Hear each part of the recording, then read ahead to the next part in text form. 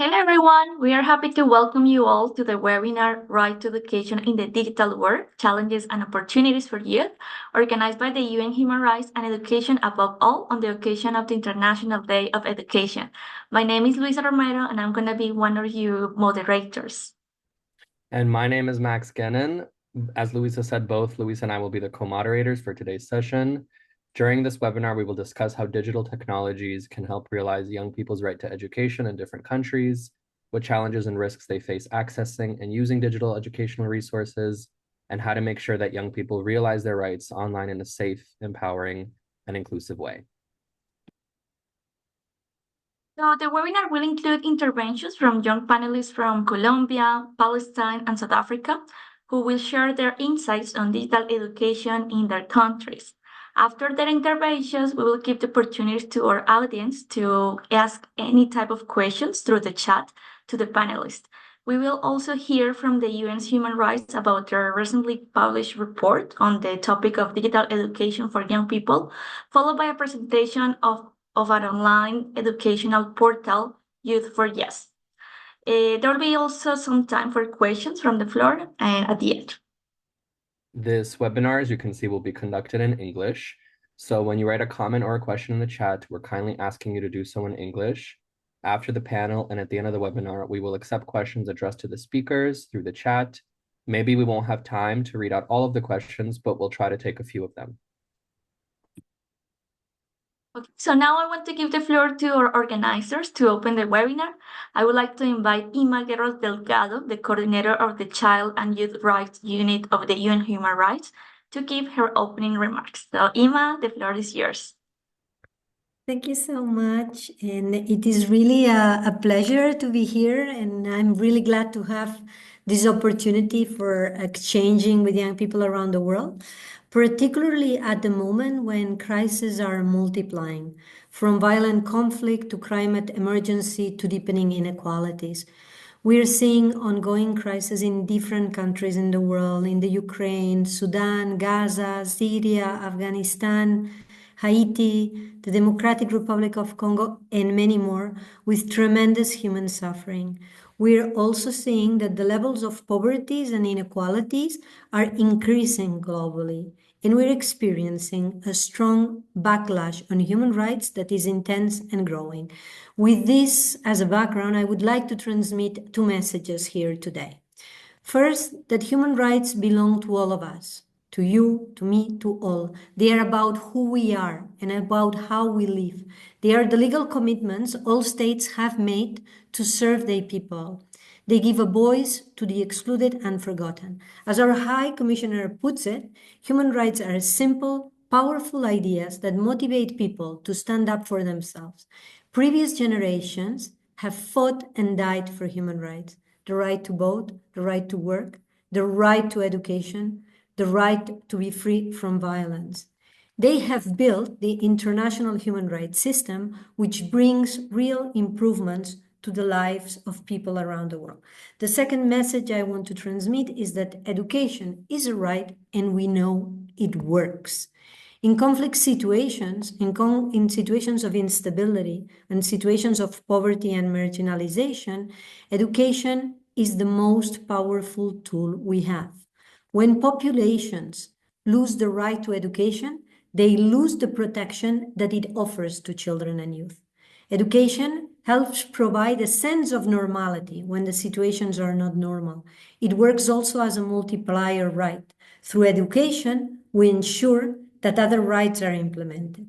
Education works, education protects, and education multiplies rights. Digital devices, connectivity, and skills contribute to the right to education. When used in line with the aims of education and in a way that empowers young people and the realization of their rights, they can transform young people's life and open doors. I really look forward to the discussions today, and good luck. Thank you. Thank you very much for these insightful remarks, Seema. I will now give the floor to our other panelist, Siraj Khan, the Law and Policy Manager of the EAA's Education in Insecurity and Conflict Program, to deliver his opening remarks. Siraj, the floor is yours. Thank you very much, Max. If I can ask the admin just to play the video that we wanted to start with.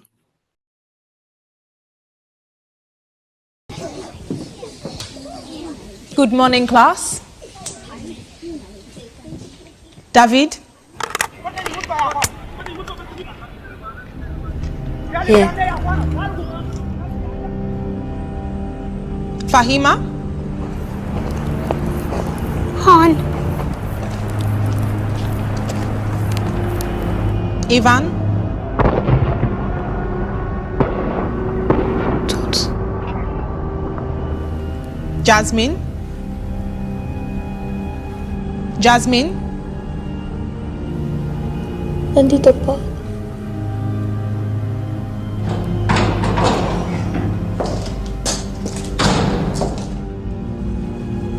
Maria?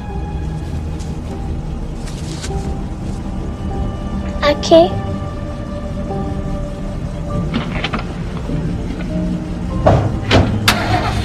Zahir? Zahir? Zahir?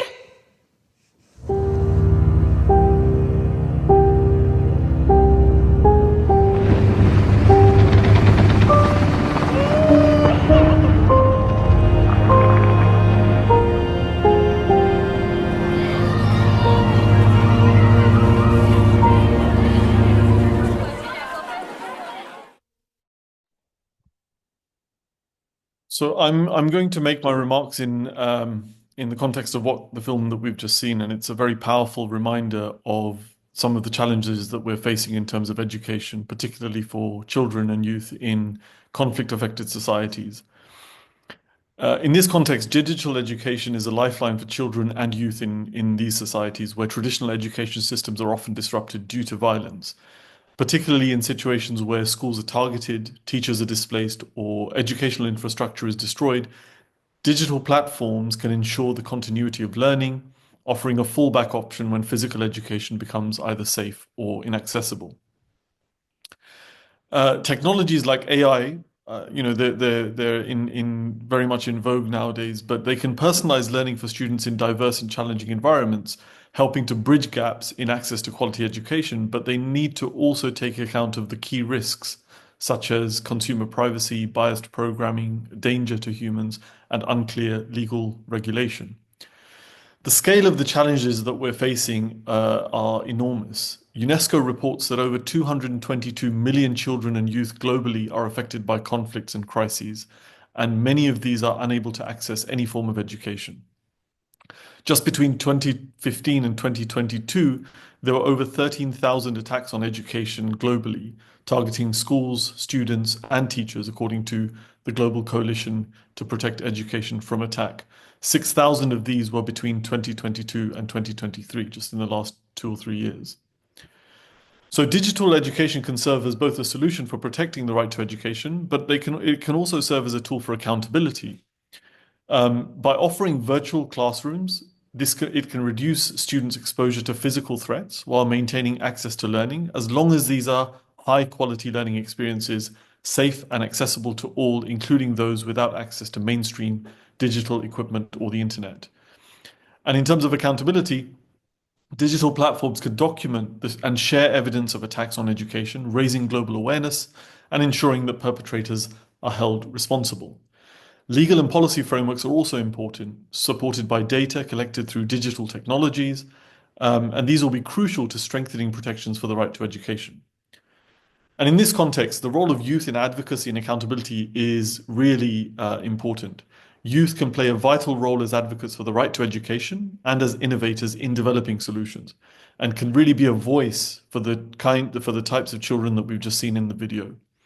By leveraging social media and digital tools, young people can amplify the voices of affected communities and pressure decision makers to prioritize education in crises and conflict.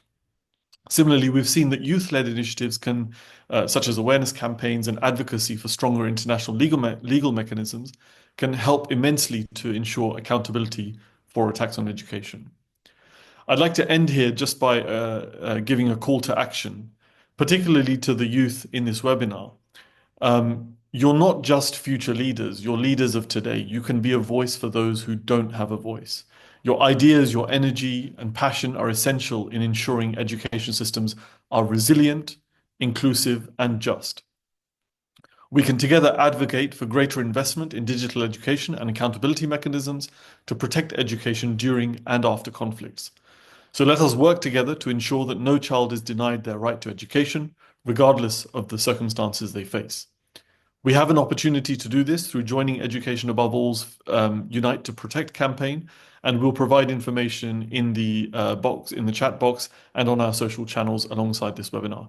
Thank you for inviting me, and I look forward to hearing your comments and questions. Thank you, Siraj, for sharing and also for this important call to action to advocate for education. And now over to you, Max, to hear about challenges and opportunities. Thank you, Luisa. Now we'll have a panel focused on intercultural youth and the challenges, opportunities, and good practices within this space. I'd like to introduce the panelists. Ata Khalid, Communications Officer at the Social Development Forum in Palestine and a postgraduate at the University of Birmingham. Tanya Rosas, co-founder of OLab App, Young Leader for the SDGs from Colombia, and Professor Basso Nzenze, Vice Dean for Internationalization and Associate Professor at the Faculty of Humanities of the University of Johannesburg in South Africa. We will begin the panel. Over to you, Luisa. Thank you, Max. So, Atta, welcome to this panelist. Young people in Palestine, particularly in Gaza, where you live, have been facing serious challenges in accessing education because of the war that heavily escalated in the last 2 years. So my question is, how, in your opinion, can digital technologies help young people to fulfill their right to education in the situations of conflict and war? Thank you very much. This is indeed a good question, and I'm glad to join you today. Over the past 15 months, the situation has grown increasingly there in Palestine, and especially in Gaza. Yet, even in the darkest moments, education remains a beacon of hope and resilience. Digital technologies, indeed, can potentially revolutionize education for young people in Palestine. They serve as a bridge connecting learners to opportunities that may otherwise be unreachable. In my remarks, I'll basically share three key ways digital technologies can help fulfill the right to education in such a challenging circumstances in Palestine. The first one is access to learning resources anytime and anywhere. From interactive lessons to virtual textbooks and online platforms, digital technologies can provide Palestinian students access to vast educational content libraries. These platforms can transcend physical barriers, ensuring that learning continues even when schools are inaccessible. For example, mobile-friendly learning applications can enable students to study at home or in displacement centers like in Gaza, empowering them to stay on track of their education despite the chaos around them. Number two, building global classrooms and support networks. By linking young learners in Palestine to teachers, mentors, and peers worldwide, digital tools can foster global connectivity. Virtual classrooms can provide academic instruction, emotional support, and a sense of belonging, which is especially vital in war zones like Gaza, where isolation can severely affect the students' well-being. Last but not least, skills development for the future. Digital education equips young people with the skills needed to thrive in modern workforce, such as coding, digital literacy, and problem solving. These skills can empower students to envision and create a brighter future for themselves and their communities. In Gaza, where economic opportunities are limited, such training can open doors to remote work and entrepreneurship. But this doesn't come without challenges. Israel's occupational restrictions, limited internet connectivity, power outages, and the lack of devices pose significant obstacles. To address these challenges, we must advocate for international support to expand internet access, invest in solar power technologies, and distribute affordable learning devices to marginalized communities in Gaza and all over Palestine. Most importantly, to make sure that education, educators, and educational facilities are not military targets, as what IOF did in Gaza. Additionally, digital education must be inclusive, catering to diverse needs, including resources in Arabic, tools, and being adaptable to people's disabilities. We must also train educators to use these technologies effectively. In conclusion, harnessing the potential of digital technologies can ensure that no child's education is derailed by war. However, this requires a collective commitment from governments, NGOs, and global community. Thank you, Ata, for reaffirming your faith in education and for highlighting the importance and the reach of digital technologies. Reminding all of our participants, if you have any questions, you can feel free to put them in the chat. Now over to you, Tanya. You launched the Original Learning Fund that supports educational programs for youth in vulnerable communities, and OLAB, the learning app adapted for Indigenous students. Based on your experience, what needs to change to ensure that digital education and its benefits reach youth from the most remote and disadvantaged communities? And how do you think young people can contribute to this effort? Thank you, Matt. That's a hard question, actually. I guess the common answer will be infrastructure. But in places like my region, infrastructure alone wasn't enough. We needed personalized solutions created with communities, and especially with youth, and focus on training teachers to lead the digital transformation. There are plenty of generic tools and digital platforms out there, but they often fall short because they lack the customization to address each community's unique challenge and each individual. Each youth is so special and so unique, and they have so many challenges to face every single day that creating like generic tools or generic solutions, just providing infrastructure won't never be enough. So we focus on creating a personalized tool that allows teachers and young people to contribute and create together content that can be easily accessible, but also personalized to their specific needs. And that's how we started growing in my region. And then across the world, we are now providing digital education in places like Pakistan, Philippines, Nigeria, Mexico, Peru, South Africa, and so much more, working directly with the youth and the local teachers, because we believe that the solutions, if we want to find a global solution, we have to think locally. And that's my opinion. Thank you so much, Tanya, for sharing the importance of personalized solutions for the communities, especially to being able to tackle the needs from each community. Now I want to invite Vaso Nsetse. You are a Vice Dean and an Associate Professor in the University of Johannesburg and the lead researcher of the university's OHCHR and Digital Policy Research Unit. And you did so in your 20s. So in your opinion, what potential do you see in the development on digital education in South Africa? Do you think can reduce or further deepen inequalities among young people? Thank you. Thank you very much, Luisa, and to the organizers for this invitation. It's really an honor to be here. So there is definite potential for digital education in South Africa.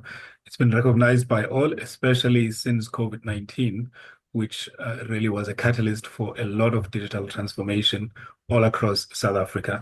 But I must say, at the moment, digital education plays a supplemental or supporting role towards education as a whole. Nobody is arguing for a shift towards full-on digitization or even majority digitization, and for reasons I'll touch on later.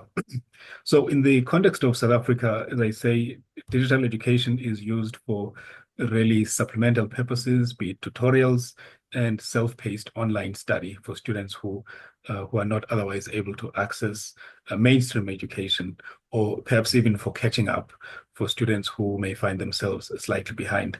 So the tools that we see are both locally and internationally developed, increasingly locally developed, which gives a lot of hope in that regard. And even internationally, South Africa is a partner with PEIC University in the West Bank, and we're partnering in the Rebuild Gaza project, which seeks really to provide access to Gazan students whose institutions, last I checked, really almost every university in Gaza has been destroyed in the recent war. So there's a definite recognition of the importance of digital tools for education. The government has a digital skills policy, which was published a few years ago, about 5 years ago, which emphasizes work readiness for students and actually is anchored in the Constitution. It recognizes the constitutional obligation of the state to provide students with a globally relevant and future-proof skill set. And then the country is in some ways succeeding at the basic education level in a way that the higher education level cannot keep up. Just this year, for example, my institution received 693,990 applications. So that's almost 700,000 applications from first-time applicants, but we only have 10,500 spaces. And so the thinking is that a digital twin of our institution, or in fact for all institutions, would be able to retain those 683,000 students who will likely not be with a place in university. But there are also challenges, which is what is going to lead me to say, at the moment, if you were to implement it now, it would exacerbate inequalities, because although the country has 79% internet penetration, this is largely mobile. And only 10% of households in South Africa have access to a computer or a tablet, which is what you really need for successful enrollment and student success in a digital environment. And so there's also the rural digital divide. South Africa still has about 40 to 50% of our residents, citizens, residing in rural environments. And so this infrastructure gap, which comes along with that, and which is a point that Luisa has raised, would play into this inequality and actually quite increase it. There are also kind of philosophical and cultural reservations here, because the point of education is to have all of us really interact in a similar space, in the classroom, on campus, physically with each other, so that, I mean, we can be exposed to different cultures, to different ways of doing things. And so if you digitalize in a disproportionate way, you remove that important element, which is so important in the exposure really of all of us to different ways of doing things, so that there can be, I think, a more tolerant and progressive society. So I'll end it there. Thank you very much, Luisa. Thank you very much, Baso, for highlighting those crucial infusions and filling that infrastructure gap. And thank you to all the panelists for your remarks. We'll now take some questions from the chat, if anybody has any.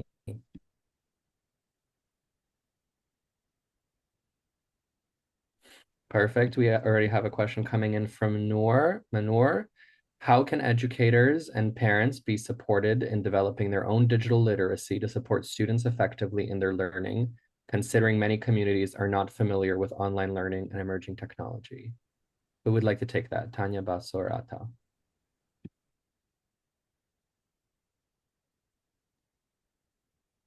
I think this is Tanya's domain, but I'm happy to fill in after input. Go ahead. Okay, thanks for this question. So the family unit is really critical to providing this support, because if you kind of overwhelmingly digitalize, then it increases the responsibilities towards the family. And so I would think that the higher education, or even basic education, perhaps especially the basic education foundation, needs to recognize parents and guardians really as an important stakeholder in terms of providing an effective and conducive space for students. And we live in an environment where there's so much inequality, and in fact, institutions are a bit daunting when you think of the rural parent that I mentioned earlier, who themselves have never studied in a university. Most of our students here at the University of Johannesburg are first-generation graduates, and so I think there does need to be a sensitivity and outreach towards parents, so that, especially at the first-year level, so that they can be able to play a role in helping their children or children under their care to adapt to this online and increasingly digital world. But I also think there can be a kind of training actually offered to the parents and also to educators, because we assume that educators, have this innate knowledge, but actually a lot of us as educators ourselves don't always have the tools to support students in terms of the digital environment and across the board. I was reading earlier that actually about 70% of students have a mental challenge of some sort or another during their studies, especially anxiety and depression. But we've not received, at least majority of us have not received the adequate training to deal with those situations. So I think there has to be always a continual, a lifelong learning approach to this, both for, as I say, for educators, but also then just as importantly for parents and guardians. Thank you.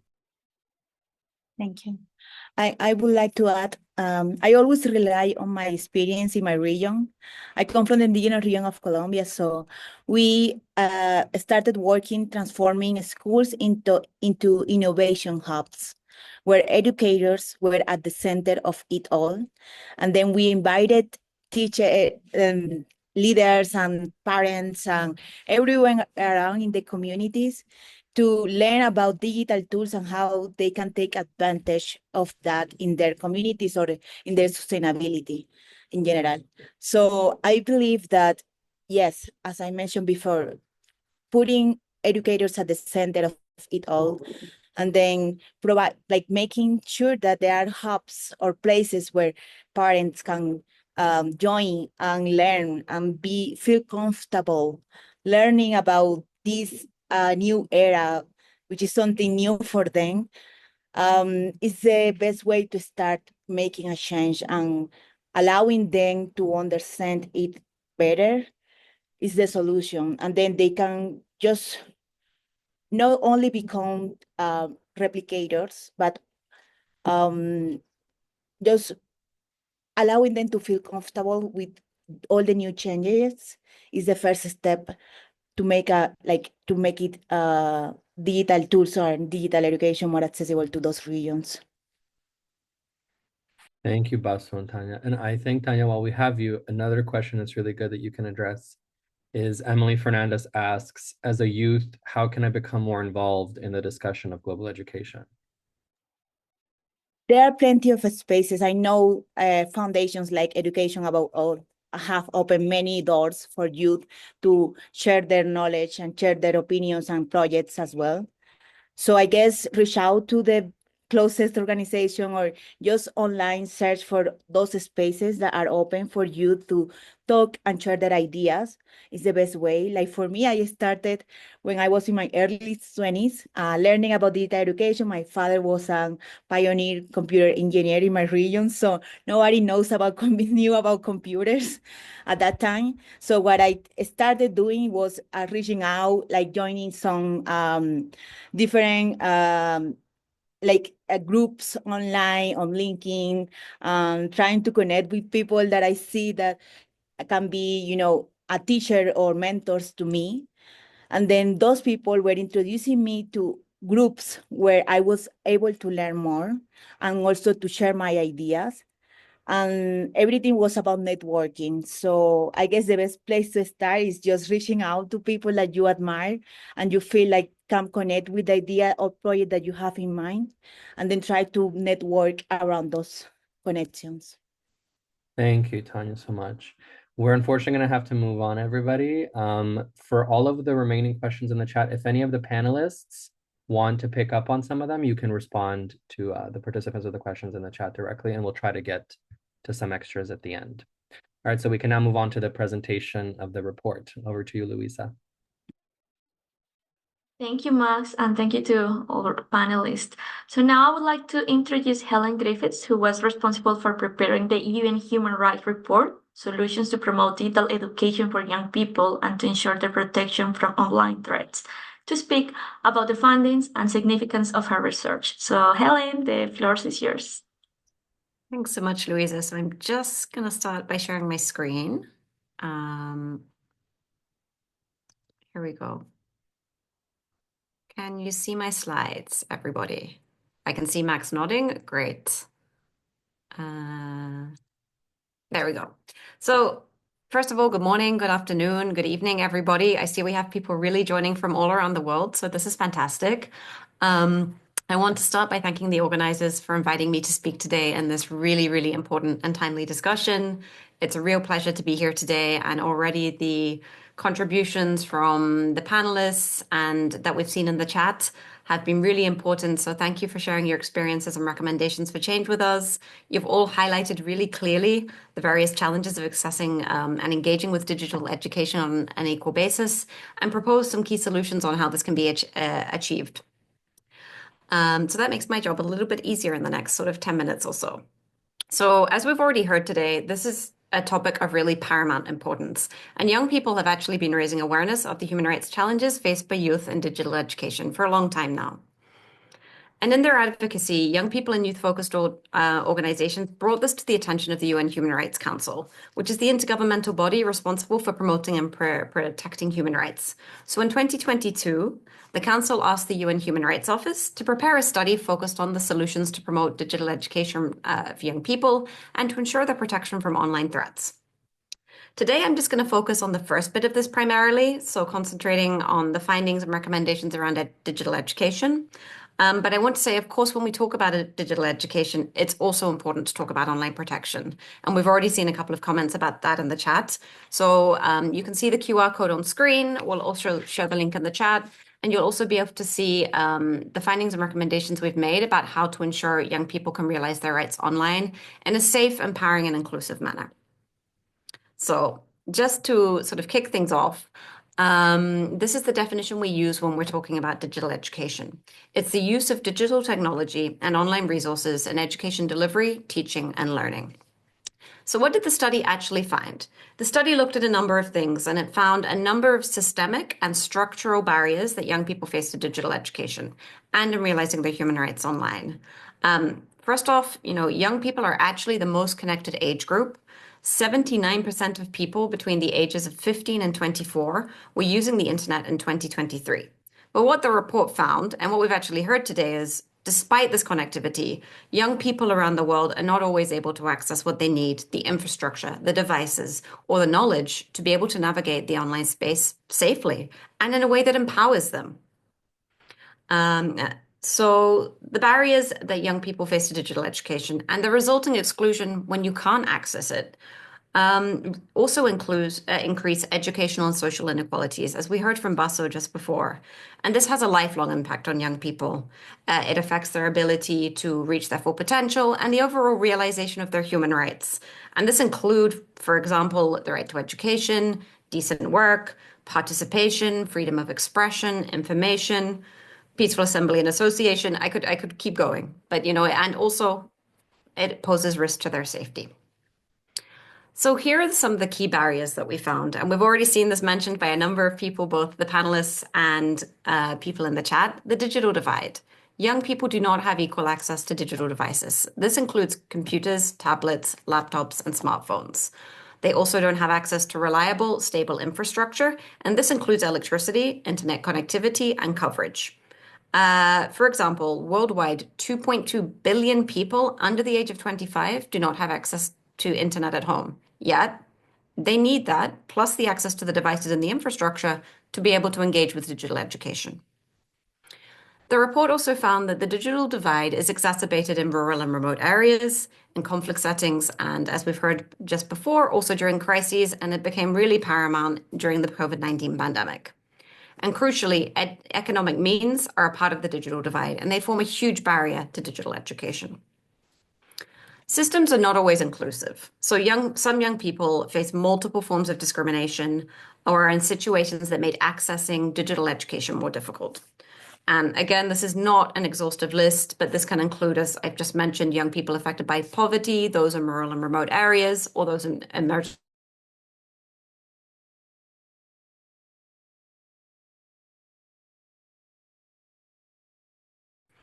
I've used a few statistics today, but just to say the gender digital divide is huge and it's increasing. In 2 out of 3 countries worldwide, more women use the internet than women. More men use the internet than women, yes. So consequently, young women have access to less digital education.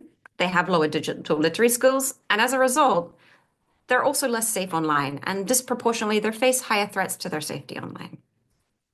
We also have an issue of inclusive design of systems. So, Atar, I think that you mentioned this. Online platforms are not always designed to accommodate the needs of young people with disabilities. There's a lack of individualized support, and there's a lack of affordable and accessible assistive technologies. We also heard from a couple of our panelists that digital education platforms and resources are not always available in relevant languages, in Indigenous or minority languages, and they're not always designed in a way that is culturally sensitive, relevant, or inclusive. All of this means that if you're not doing this, young people risk falling between the gaps and they're not engaging with digital education and they're not getting their right to education. A further gap that we identified is that young people, parents, teachers, and community leaders do not have the skills and knowledge of how to use digital technologies nor navigate online spaces. And we call this a lack of digital media and information literacy. Concretely, this means that young people and the people supporting them in their studies do not have the knowledge or the digital skills and competencies to use digital technologies ethically and effectively, or to access, evaluate, and use media and information critically. And this is hindering education delivery and quality. And if you take it a step further, in the other part of, the other part that we covered in this report, not having this this knowledge of digital media and information literacy is also linked to young people's ability to stay safe and realize their rights online in a safe and empowering way. So those are some of the barriers. Now, what does the report say in terms of recommendations? And I hope here we're going to be able to answer some of the questions that came up in the chat just now. The overall recommendation is that member states adopt a youth-centered, human rights-based approach to youth rights online, and crucially, to implement it in partnership with young people. So in terms of digital education, what does this mean? We need to create and implement the laws and policies which are grounded in human rights obligations to establish a comprehensive human rights-based approach to promote digital education. We need to put in place universal access to the digital devices and to reliable and affordable electricity and telephone services, and reliable, open, safe, and affordable access to the internet for students, families, communities, and educational institutions. And it really needs to go to everybody to be able to support young people. We also need to make digital media and information literacy a part of formal education curricula at all levels for students and for teachers. Inclusive systems. We've talked about this a lot today, or we've heard about it a lot. You need to make sure that you're thinking about the young people in vulnerable situations or those facing multiple forms of discrimination when developing and implementing digital education systems. They need to be inclusive. They need to be gender responsive, disability inclusive, culturally sensitive. When you're thinking about all of this and you're doing that, then you're going to make sure that young people in all their diversity can have equal access to and enjoy their right to education. And we've heard also here, you need to think about what this access looks like in emergency situations, because access to the technologies provide a vital access to education, and it also provides a link to safe space and a sense of security at what are really difficult times. We've already heard quite a bit about this today, but one key part of this is meaningfully engaging young people in the design, implementation, and evaluation of laws, policies, programs, and strategies affecting them. In this case, in processes about education and digital technologies.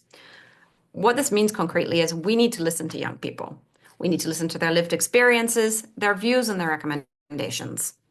And finally, we need to ensure the right to free quality public education. This includes integrating digital technology in a way that enhances, that enriches education and leaves no young person behind. The report also has a couple of recommendations to businesses because they obviously have a role here. And it calls on them to respect human rights in digital spaces, including by ensuring accountability when rights violations occur. Just to give a couple, these are quite, high level recommendations. So just to, go in depth on one point, for example, we talked about universal access to digital devices and infrastructure. So the report looks at how to do this. One entry point is through reducing or eliminating financial and access barriers for young people. So we can do this by subsidizing or providing free access to digital resources, devices, and internet connectivity, or by creating affordable and subsidized data plans, community access points, or device lending programs. So one example that was reported to us when we were doing the research for this report comes from the Human Rights Commission of Mexico City, and it highlighted the 2023 decree to guarantee free of charge and free access to the internet of Mexico City. So they reported that currently there are more than 30,000 free and secure internet points across the city, and this was an initiative to contribute to the development of digital inclusion. We had a couple of questions in the chat about how to engage with different processes around education. So I just want to highlight, the importance of meaningful youth participation in UN human rights mechanisms and processes, and how young people can be involved and provide inputs to our reports.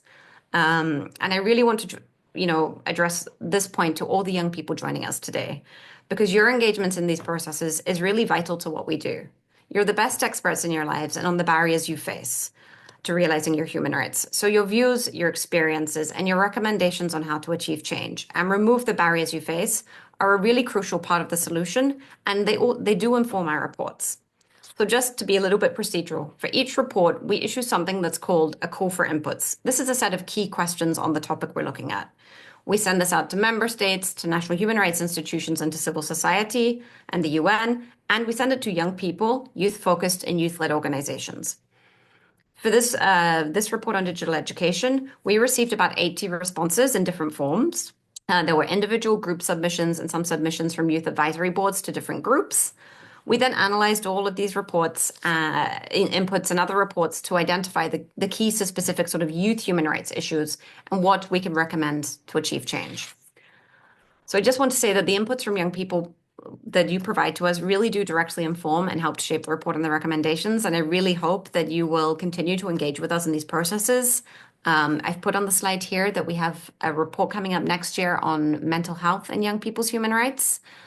So we'll be sharing what the call for inputs for that towards the end of this year. And we will also be holding a Human Rights Council panel discussion on the role of youth in fostering peaceful societies and in creating an enabling environment for the enjoyment of human rights by all. So we'll also be sharing more information about that panel in the coming months.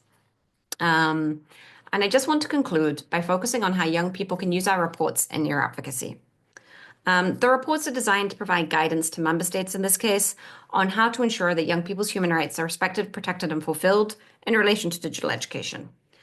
There are a lot of recommendations. They're targeted at different sectors and actors, education, digital technologies, infrastructure. It's a little bit the what needs to be involved, how you approach this. The Human Rights Council also has a role, another role here. Following the presentation of the report last year, the Council adopted a resolution on youth and human rights, and this includes member states' vision on how to ensure digital education for youth and realize human rights online for young people.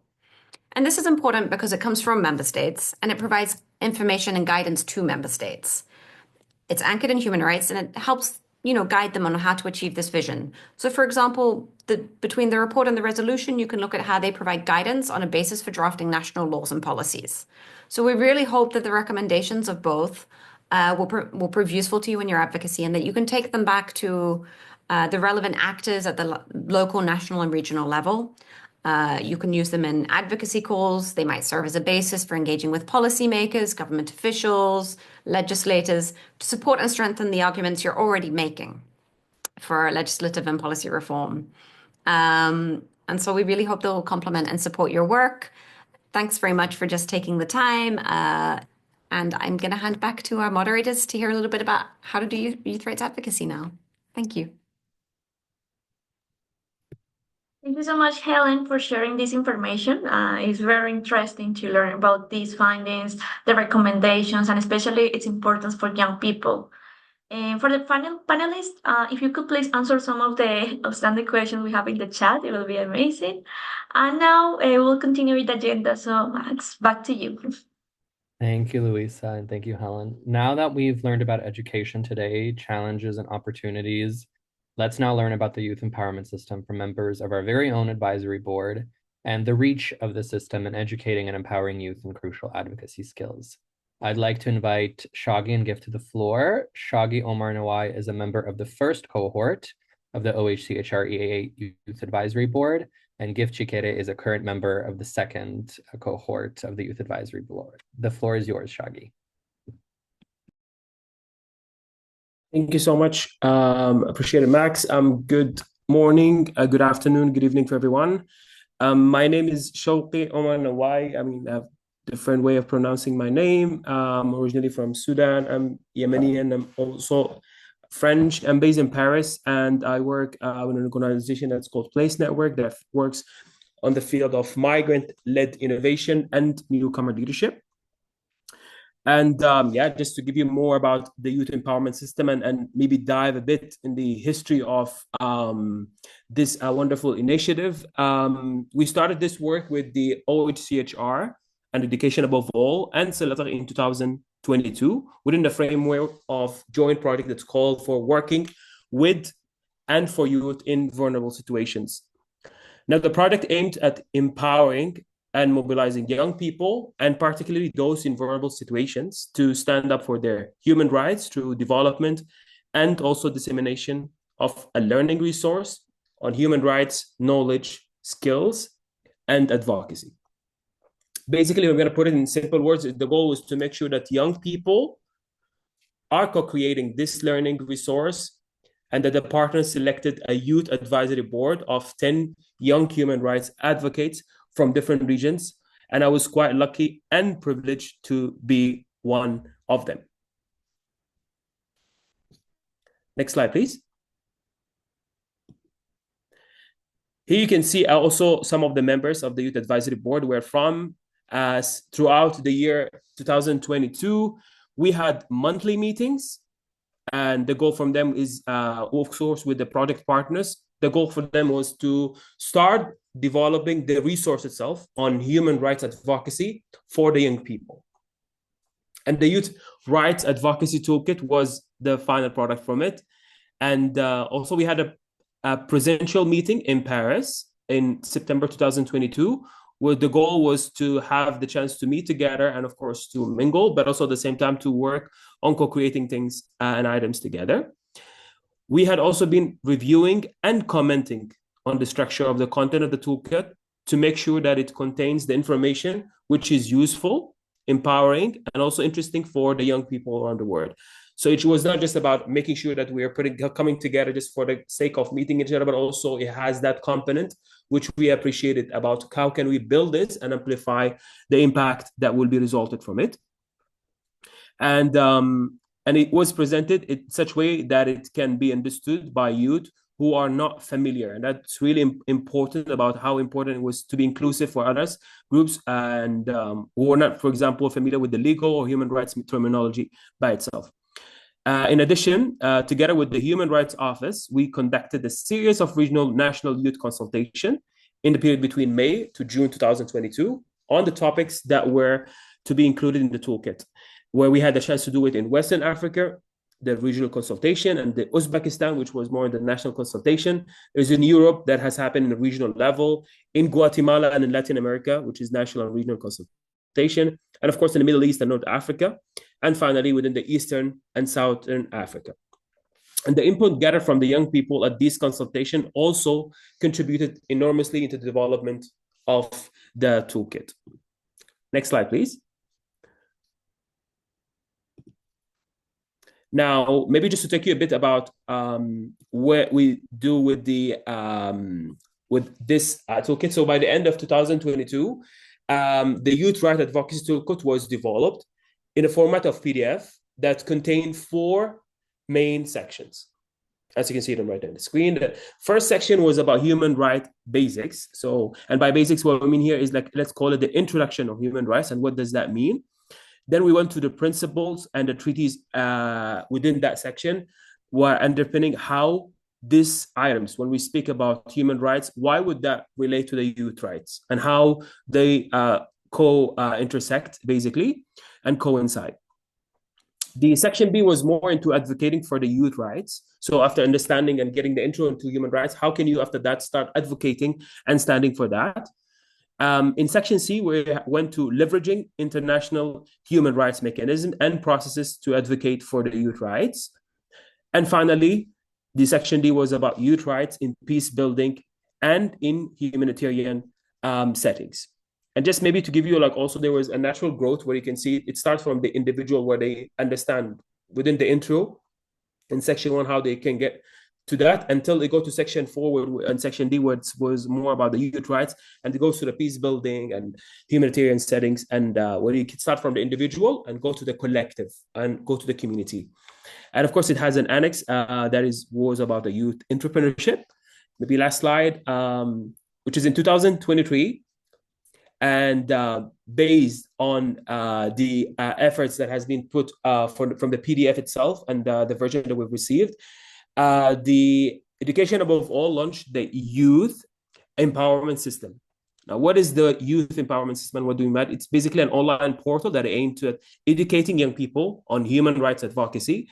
And it is just the good news for you now, for all the people who are watching this, is that the Youth Empowerment System available, and the address, which is www.youth4yes.com, which is designed to be very interactive and also user-friendly and living tool that can be used by young people themselves in a worldwide setup to learn about human rights and also on how to defend them. And also, of course, to educate their peers. So it's not just about something to take and keep for yourself, but also so you can educate and share the knowledge with other people. And also the good news that the portal is already available in English, Arabic, Spanish, and in French. The development of this digital tool has marked the new stage of the collaboration between Education Above All and the Human Rights Office. And maybe just in order for you to know more about that, I will now pass the floor to Gift Shikere, who is the member of the second cohort of the Youth Advisory Board, and who will take us also about a bit further about the development of the Youth Empowerment System. So Gift, the floor is yours. Thank you so much, Shaggy. Thank you so much. And hello, everybody. And to all the panelists who have spoken so impactfully well. It's hello from here. My name is Gift Shikere. I'm a human rights advocate and art activist from Lagos, Nigeria. And also I'm privileged to be a member of the second and current cohorts of the Youth Advisory Board. And in the spirit of continuity, definitely change begins here. And the Youth Rights Advocacy Toolkit has been created, and it's still in process. And it would interest you to want to ask yourself, is this toolkit for me? Would it serve me?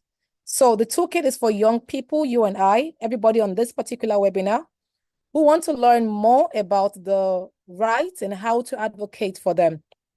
Because sometimes it might be subtle to think everybody understands what the toolkit is for or what they are used for. So this toolkit provides information on some of the human rights mechanisms and processes that exist at the global level and how these can be used to promote youth rights.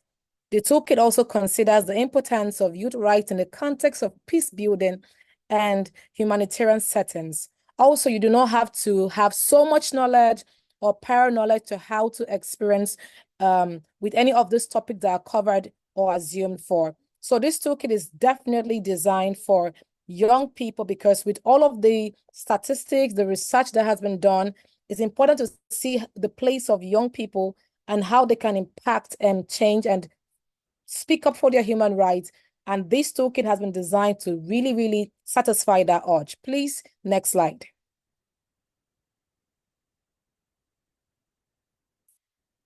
Yes, and in the spirit of all of this, I think the next slide, please, Daria. The next slide. Yes. In the spirit of this, in the spirit of continuity, again, like I said, we have the second cohort, which is building on what the first cohort has done. And like the first cohort of the Youth Advisory Board, we do have monthly meetings with partners to advise them on the implementation of the project. So every month we meet once a month to have conversations, to rub mind, to brainstorm on ideas, thoughts, what works and what does not work, according to regions, different perspectives of what the toolkit should contain, and how best to design it in a way that is easily understandable, easily accessible, very informative, and contains all of the information that we need as young people when we begin to explore the site. Please, next slide. And in doing this, we have been able to come across different segments of helping this information to be easily accessible and understandable. And one of the things we were able to come across was about the human rights. What are these human rights? Sometimes when you go on the street, when I have conversation with young people in my country, Nigeria, it will surprise you that a lot of people do not know what their human rights are. So bringing that to the focus again was very important and very vital. Going to school, being able to find the ability to find a decent job, work in, to be able to be part of electoral processes. And these are examples of human rights in everyday life, because these are the things that impact our life, that decide the quality of life we are going to be experiencing as young people. So the need to understand, the need to know these human rights by heart, or have a place you can always go to double check what these human rights are, is very, very important. And what rights do young people have also? Speaking on that again, as human rights are universal, which means that everyone is equally entitled to their rights. Young people possess the same rights as everyone else, regardless of age. Because sometimes we find ourselves in situations whereby people would discriminate you because you're a young person, because you're a certain age bracket. They assume you do not know. They assume you do not have enough information about what the conversation should be. They assume you should not have a right to be participatory in electoral processes.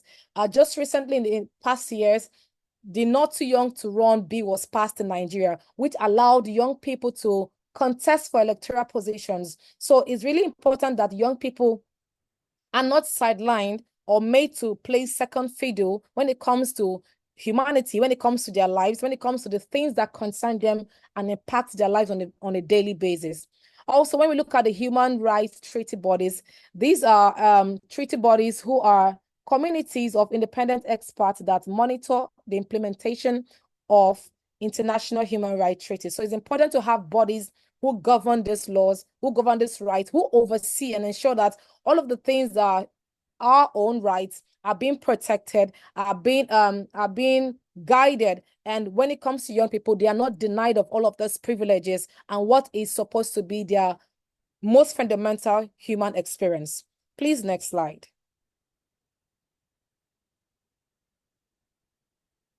Okay, thank you. Also, the feature of the YES website was called Advocacy in Action, which means it is consistent. It is it's happening on the now. So the site was built to be a space where young advocates, young persons from everywhere around the world can share evidence of their advocacy, its aims, its activities, its success, and any lessons learned. And to really drive this home, I come from Lagos, Nigeria, and during the EndSARS protests that led to a lot of young people being killed, we were able to bring that to focus because people could share the videos, people could take pictures, people could share on social media platforms what was happening in real time, because if there is no evidence, what is the proof that a situation happened? What is the proof that challenges are being experienced in certain areas of the world? And that is the power of the media. That is the power of what we're trying to create with the toolkit. So it's advocacy in action, and it's a call to every young person, to every person on this webinar to be part of what is going on, because being able to share these videos is you saying, I saw this, I was a witness to this, and I am calling for justice, or I'm calling for change, I'm calling for reform, I'm calling for amendments. This is what advocacy in action means. And just like the video we saw earlier on, which was really impactful and it really inspired me, especially as a creative artist, it shows that there is a need for education, but the people who are supposed to be educated are in difficult situations. Young people, children in difficult situations, the things happening in Gaza, in Palestine. So it's important that we become advocates ourselves. You do not even need a tag to become an advocate. You can become one who speaks to the concern of everyday life. And advocacy in actions allows us to become participatory. You can see something, even if you do not have the solutions at the spot to attend to those particular challenges. But because you have shared those videos, you have shared that document, you have shared that picture, you're calling the world's attention to that particular subject. Please, next slide. Yes. So the toolkit is designed in a way that you can see different content happening simultaneously. And like, for instance, we have the call to attendance, the conversations, events that are happening, or youth advocacy network in different parts of the world, or maybe the launching of a ceremony of a special report, or the UNICEF Canada Summit. So these are like videos and content that are shared on the platform. So with the most recent uploads at the top, eventually you'll be able to scroll down through the content uploaded by young people. You'll be able to search by title, by keyword, by uploader, and by region. This means that it makes search really, really easy. So you can search by title, even if you do not know the exact theme of what the conversation is, but you have the title of what it is or what the program is. For instance, you can go on the search button and type in the word, the title, the keyword, or the region where it happened. You could just say Nigeria, or if you just put, just like you have your Google search, you type Gaza, and every information you need to see about Gaza will pop up. So that is how it is designed to operate. So this, as more contents are being put there, as you share your videos, as you share those PDFs and all of that, they continue to accumulate. And if you're lost, all you need to just do is searching a keyword, searching a title, searching a region or a country, and all the options or all the content surrounding that particular title would pop up. Please, next slide.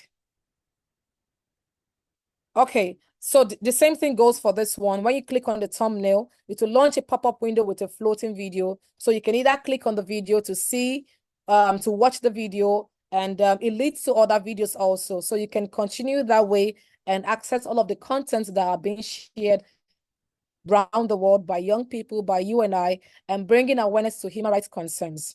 Please, next slide.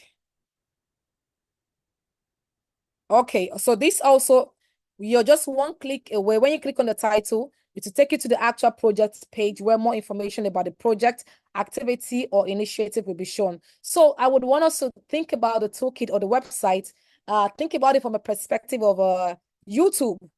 You understand, like your YouTube channel, you type something, you could type a name or a region, and it will give you feedback on what that particular region contains or upholds. So it's just the same way it works. You use that same mindset. So this is really very user-friendly, just the same way you navigate your everyday social media platforms, especially for platforms like YouTube, which I believe everybody, like to a large extent, have access to, and we navigate every now and then. So it's from this perspective, it gives a similar feel of what it looks like.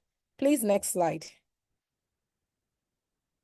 Yeah, so also there is also a catalog of statistic resources where the PDFs and images will be compiled. So you can also upload PDFs of about 2,000 words or characters. Please correct me if I'm wrong.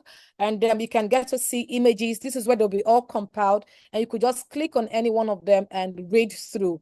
For instance, we are talking, my fellow panelists were talking about the research document that was uploaded. So for instance, you could go there and click on it, and you would see all of those documents. You could read through, because it's important that as much as you see videos, you see images, you should be able to read through to have better understandings of what these conversations are about, what the progress of certain conversations are about, or where the implementation stages of different things that have been uploaded are about. Because sometimes when we upload videos and laws are being enforced to carry these things out, you could write something about it, about the progress of what you've posted online, maybe a video, and the government of your country or your region has taken actions and decisions upon that. You could write something, a report on that, and post here. So this is where you find all the downloads, the links to access every other thing on the particular website and platform. Please, next slide. Yes, and to scan the youth empowerment system, you could visually just scan this QR code you're seeing right now on your screen. So you could just scan it right now, and it will take you directly to the website, so you can have a run through and a look for all the progress so far we've been able to make with the second cohort, and being able to call yourself to action. Because at the end of the day, it's one thing to be on this platform, be on the webinar. It's another thing to become very participatory in what is being done. So I want to stop here and say thank you very much for the opportunity to present this. Over to you, moderators. Thank you very much, Gift and Shogi, for outlining how this system was designed and leveraged for crucial change, especially in the design of the toolkit and the advocacy and action section that young people can certainly use. We can now have a mini Q&A, so please leave any questions in the chat, and over to you, Luisa. Thank you, Max. So for anyone asking questions, you can address your question to a panelist or in general, and we'll try to get you an answer. In the meantime, we're going to start with one question. This is going to be for Atta or Basil. With more young people being online for education, this also increases the likelihood of children being victims to online harassment and exploitation. How can we safeguard vulnerable children and communities online? So I will ask our panelist, Basil, to maybe answer. Thank you. Thank you very much.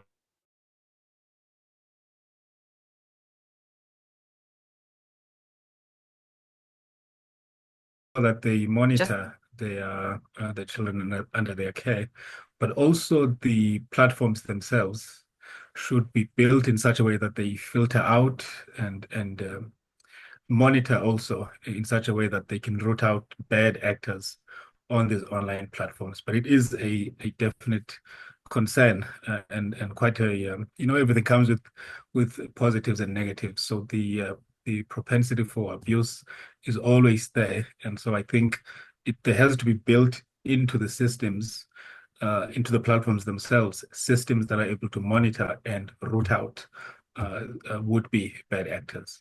Thanks. Thank you, Basil. I also would like to ask Helen if you have something to add to this question. Yes, thanks, Luisa. So as I said right at the beginning, the report also looked at solutions to promote protection from online threats, because you can't really separate these two topics out. So the report does have a section looking at what is involved at keeping young people safe, children and young people safe in this context. Firstly, I mean, we can be guided and we should be guided by the human rights framework. There are the principles of human rights that, participation, protection, privacy, non-discrimination, to help create a safe, inclusive, and empowering environment online. We should use robust laws and policies. Awareness raising. Here, Basso, your point on platforms, content moderation. There needs to be improved content moderation processes on these platforms. And we also need good data protection and privacy. So that's very briefly kind of the key points. I also just wanted to say that the Human Rights Council has also requested us to organize a set of regional consultations. I think there are 5 on child digital safety, and that will start later this year, hopefully. So that will also be a key process to follow and to be able to provide inputs on this topic. Thanks, Luisa. Thank you, Helen. We have another question for Atta. Could you please tell us more about how digital technologies could support students after attacks on schools or universities, particularly in conflict-affected contexts where digital penetration might be low? What is cutting edge in this area? It's hard to say that there is something that is considered a cutting edge, but I would say more investment in the infrastructure of the digital education and a hybrid system for education in Gaza and conflict-prone areas. And we had, I would say, limited experience during COVID for Palestine when it comes to education because the education system was not really digital, which pushed forward to a lot of digitalization efforts that needs a lot of enhancement toward getting the accessibility of it. Doesn't need a lot of super strong internet connection or something like this, but also ensuring that it could be accessible with low bandwidth, for example, or having everything to be recorded so it can be accessible at student space in different times.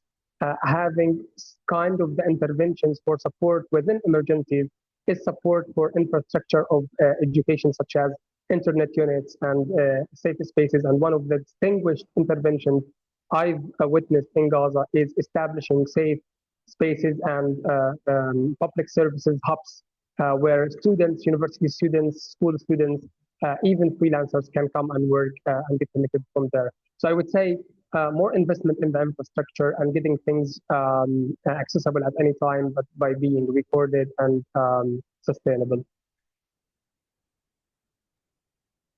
Thank you so much, Atta, for the answer. Now we have another question. Maybe this is for Basil or Tanya. The question is, how does the bridge in difficulty in teaching hands-on courses online be solved? This is a problem that was highly seen during the COVID-19 period. Therefore, how can it be solved?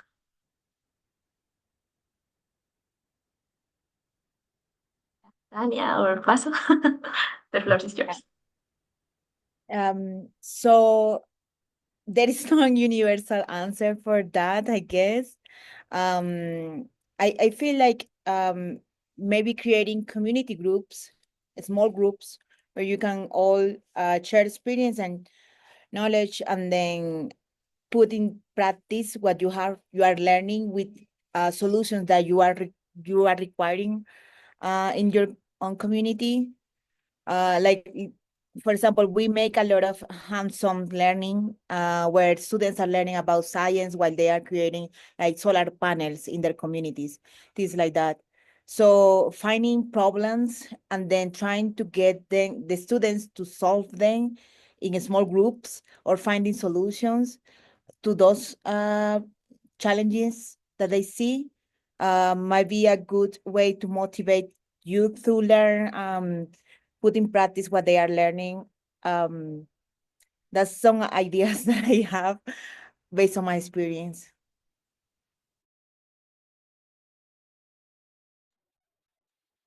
Maybe just to add to Tanya's important points there, that this is really a political economy issue. Access to learning materials, be they for sort of lab equipment needs, or even textbooks. There's a whole kind of almost a small monopoly, right, in terms of, especially in the English-speaking world. You can count up maybe in your one hand the number of companies that are in book publishing. I'm not going to name them, but it's really quite a commercialized space, and so of course access then becomes a difficulty. These are the facts. But what I've found is that actors respond when there are incentives and when there are consequences to their actions, and so this has all sorts of implications. For example, you'll see STEM rankings, which countries are doing best in STEM, and countries of the global south will be somewhere in the middle or near the bottom. And of course, that's in large part due to inequitable access to lab equipment, for example. And so I would say there does need to be legislation, and there does need to be standards that are set so that on the one hand you get tax breaks, but on the other you get fines, for example, for companies that are in the textbook as well as learning equipment manufacturing process. I'm sort of dreaming here, but I think also in future we could have a standard around open access, not just for books, but also for equipment, for lab equipment. And I think as developments happen in additive manufacturing or 3D printing, there could be a future scenario in which there can be kind of a self-manufacturing of certain lab equipment, should of course the costs also of 3D printing come down. So I think the tools are there, the options are there. I think what's needed is the will, and so hence my insistence on legislation to give incentives for open access, but also to impose some sanction, frankly, for non-compliance, because this really is a human rights issue. That does need to be equal access to education, and therefore equal access to learning resources. Thank you. Thank you, Basil. Okay, so we're going to take the last question before finishing this webinar. So we have a question in the chat. So I would like to know individually, what do the panel members believe are the top concerns and challenges regarding digital education? For myself, as an educator, understanding of technology, the digital world and also language barriers mean that children could not always be effectively protected from threats online, as parents are not often not aware of these threats in the first place, and any of the limited resources shared by school will not always be accessible for parents, especially for those not fluent in English. So I will ask any of the panelists to answer this question. I think, as I mentioned before, creating personalized solution is the key to solve the digital gap. For instance, like I feel like I always rely on my experience, but our platform focus on creating content that is also adapted to their native languages. So, for example, in my region, we use it in Wayuuneki, which is the indigenous language. But then in Pakistan, they use it in Urdu, or in Nigeria, they use it in different languages as well. So we try to make a tool that can be used and personalized. And we rely a lot in AI to help us to not only gather all the data the languages needs in the community, but also help the local teacher to translate the content into and localize the content into their native languages. So I feel like the more that we use technology, the more accessible it's gonna get. And then again, using local resources, local teachers to gather data to create databases that allows the technology to be more localized might be a good solution for that in particular. Thank you so much, Tanya. Maybe if you could share the link to your app in the chat would be very helpful for the participants to know more about it. Okay, so we are going to wrap up, and we'd like to thank you all for joining us today. It was a pleasure sharing this time with all of you, and we hope you learned as much as we did. Thank you to all the panelists and to the organizers for gathering us on the occasion on the International Day of Education. We encourage you all to reference the Youth for Yes website set up by youth for youth and to reflect on the significance of education worldwide. This session, as you can see, was recorded and will be shared on the Education Above All YouTube channel and in the Advocacy and Action section on the Youth for Yes website. All of the participants will also get an email in due course with similar information. Also, please reference the Youth for Yes Instagram and Twitter accounts. Again, thank you all for joining, and we hope you all have a wonderful day.